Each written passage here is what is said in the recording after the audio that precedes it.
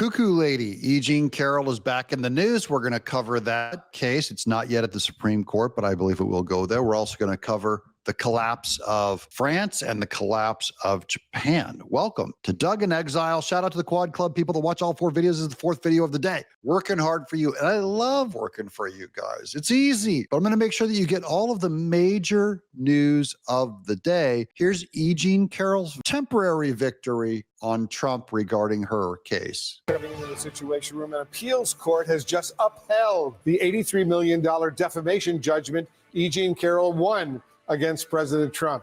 Let's go live right now to CNN's Kara Skidell. Kara, the president lost the appeal, so what happens now? Well, if the president did lose this appeal, and he already set aside money in order to pay E. Jean Carroll, but the litigation here is most likely not over.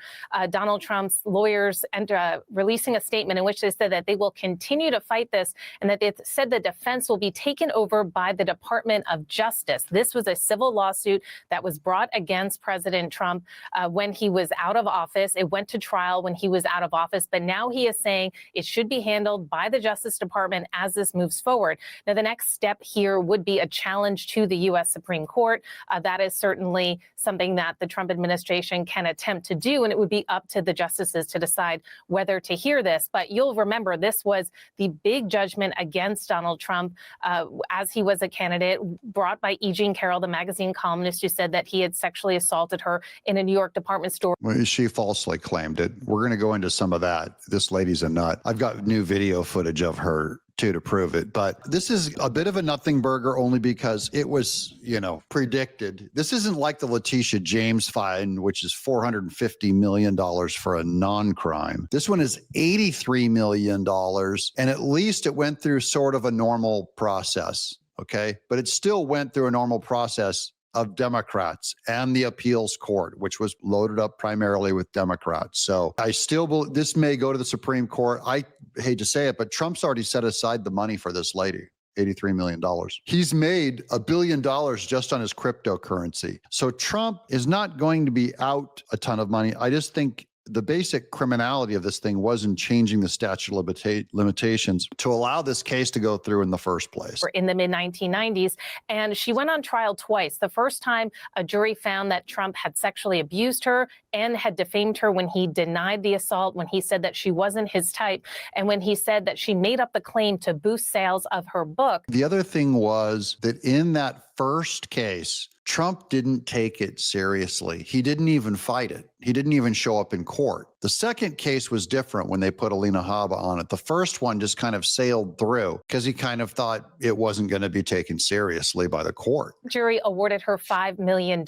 Then they also had a second lawsuit that went to trial that was just focused on the defamation. And it's and remember, she's kind of wording this all wrong. It just focused on the defamation. The first lawsuit Trump didn't show up for and didn't take it seriously and lost it. That had a $5 million fine, just $5 million, not a big deal. It was the second lawsuit where Trump was allegedly defaming her. That's where she went after him for the $83 million judgment. Now, she just says, it was limited to just that. That's where all the judges and stuff said, told the jury and told everyone involved in this court case, look, Trump's already been found guilty. So this isn't about whether if he's guilty or innocent. And Alina Habba tried to undermine that by still coming in and saying Trump was innocent. And the judge didn't allow them even to decide if Trump was innocent or guilty. So he goes into this courtroom. It's like, look, he's guilty. Now we're just going to decide what the fine is for defamation. That's why this whole thing was kind of a fraud. I think Trump should have fought the first one harder, but this could easily go to the Supreme Court also. That decision, that is this $83.3 million verdict that the jury had awarded Carroll. Now, in this, the judges here pointing out that even though the big chunk of that $65 million was for punitive damages, that means to punish Trump. The judges saying that they were upholding this even though it was very high compared to a ratio of compensatory damages because it was so extraordinary and unprecedented because Trump had continued to repeat the statements that a jury had already found to be defamatory within 48 hours after the verdict at a CNN town hall and then during the trial itself. So that is the basis for which this appellate panel is saying. It's still a Democrat panel. It's still all Democrat through and through. through. Here's the new footage of E. Jean Carroll on a liberal podcast where he's like going, you're actually a terrible feminist that you act like such a weirdo and a victim. She's saying that she's effable and she's just nuts. That has to be pretty dispiriting. But then you're like, well, I got to be hotter to win this case. Yeah, I got to be is the word. So what we did is we looked, I had a talk show, a TV talk show in 1996.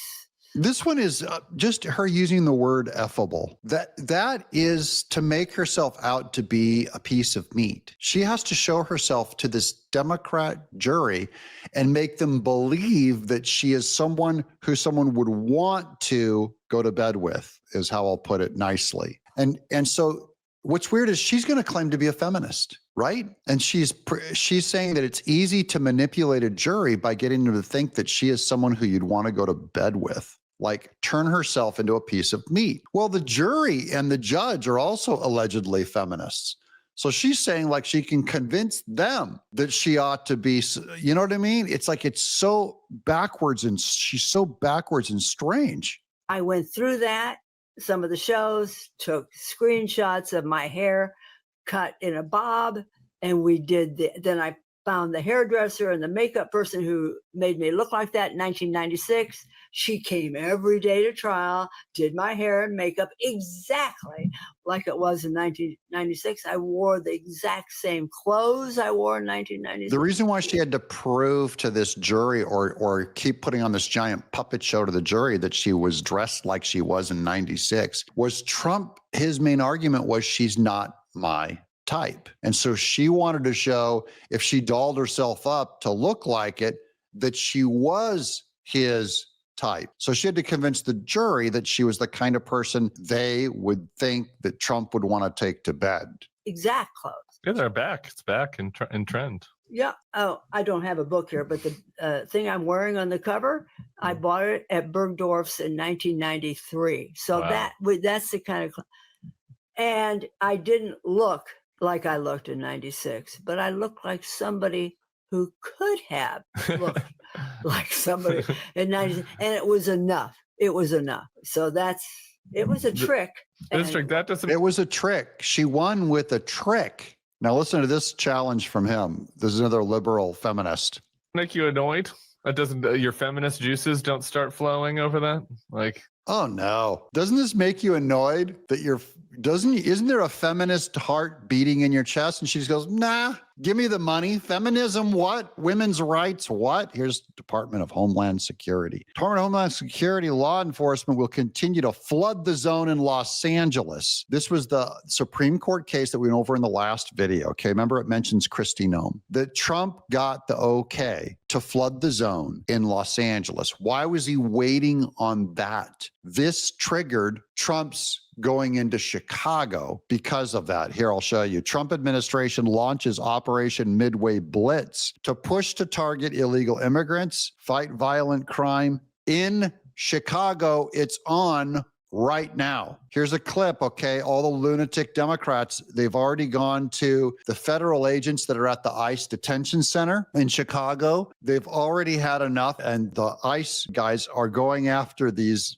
violent Democrat protesters. The ICE guys are in camouflage, and you're going to watch them shove these Democrat protesters around as they're outside of this ICE agency. And so be the men and women of ICE and the men and women of the Border Patrol. This is Tom Homan's voice. Today, Jason, we have the most secure border in the history of this nation right now because of President Trump's leadership and the men and women of the Border Patrol. But we also have the most secure border in history because of the work of ICE. ICE is sending a message to the whole world that there are consequences for entering the country illegally. There are consequences for being here illegally. And there are consequences, especially for being here illegally and committing crimes. So ICE is focusing on public safety threats.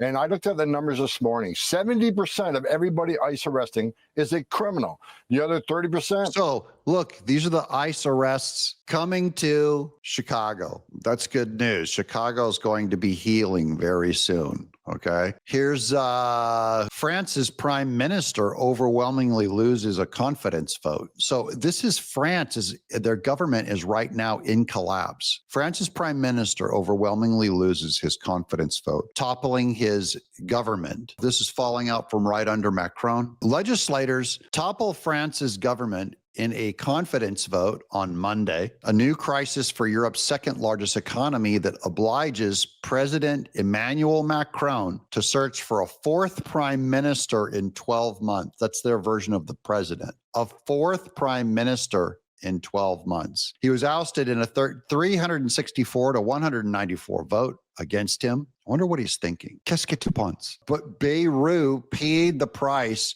for what appeared to be a staggering political miscalculation, gambling that lawmakers would back his view that France must slash public spending to repair its debts. No, they didn't want that. They want to keep sending money over to Ukraine. But look, this is the fourth time they've had to replace their prime minister. I just wonder, if only there was a word or a phrase for feeling like you've been somewhere before, like this has happened over and over again, as if someone was experiencing deja vu. Oh, escargot. We eat the snail. Here they are. So this is what's going to happen in the next couple of days. They're going to be marching in the streets. What we did today, i.e. overthrow a government, is a victory for the popular mobilization during the summer. In 2 days, we will have a major movement. Tomorrow, we will ask for impeachment of Macron. We will ask for impeachment of Macron, sending all his money to France. But that's not all. Like, this is what's wrong. Here's part of the problem in France is they have imported. This is a gay man on their streets. Watch this guy. This is a gay man. There's a Muslim attacking him. They're hitting him with a little.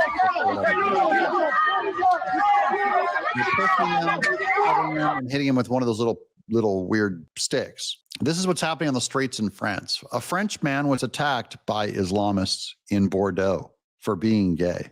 I've been to Bordeaux. Great wine in Bordeaux. It turns out that he works for Angels for Peace, an organization that aims to increase refugee intake in France, mostly Muslim refugees. And he's fighting against, the West is fighting against their own cause. So here's more, another threat. Breaking: Muslims in France are threatening to burn down the Notre Dame Cathedral unless French authorities release Ibrahim al-Soui, a Muslim migrant who killed 3 French citizens by stabbing them inside a church in Nice, France. What in the world, Frenchies? What is happening? We demand the government of France to release our brother who stabbed 3 people. But wait, it's not just France. It's also, look, here's Japan. Breaking: Japan's Prime Minister Shigeru Ishiba, who recently stated that he wanted to import millions of Africans, Kurds, and Muslims to make Japan more tolerant, has announced his resignation today. This is great news for the people of Japan. I agree. What's happening in Japan? Look at this. Islam. Islam has no place in Japan. First halal school, that is a Muslim, food, no pork allowed. First halal school lunch program launched in 2 East Japanese towns. This shows their cult. They're not reproducing enough. They're not reproducing their own people enough. And they're importing cultures from Muslim territories. Islam becomes Japan's fastest growing religion with 110 mosques and a doubling Muslim population in a decade. And I know Christian missionaries in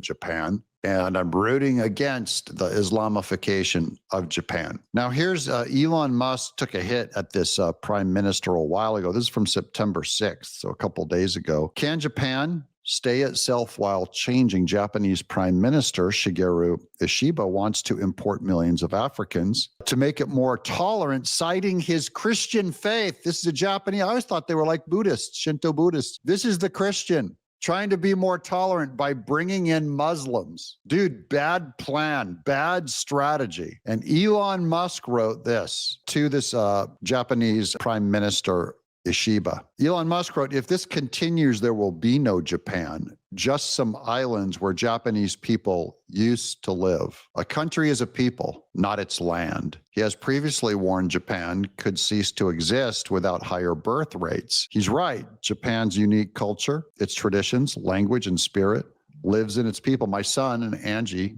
the beloved Miss Tenaple, just came back from Japan a couple weeks ago. They had a blast, the food, the place, and they love the people. They're wonderful. That will change if you import. When Muslims hit 50%, your country's done. With birth rates tanking, okay, you get it, right? That's Japan. But wait, we're going to get right back to E. Jean Carroll. Here's a little Glenn Beck on it. This is our biggest evidence against E. Jean Carroll. This case was so unbelievably weak in the first place. She has her credibility is nowhere to be found. She is accused a babysitter's boyfriend, a dentist, a camp counselor, an unnamed college date, an unnamed boss, and CBS chief Les Moonves of either sexually sexually assaulting or raping. Or the R word. By the way, the Les Moonves, head of CBS, that one was probably legit. That probably really did happen. But she has accused 7 people, including Trump, of sexual assault. She never filed a police report once. She never called the police once. That is it's just very strange. This is a very weird woman. I hope this goes to the Supreme Court and it gets overturned. And shout out to the Quad Club. Let me know if you're there. Give me a subscription if you guys like this kind of news. It always encourages me and repairs my poor self-image. I'm Doug in Exile.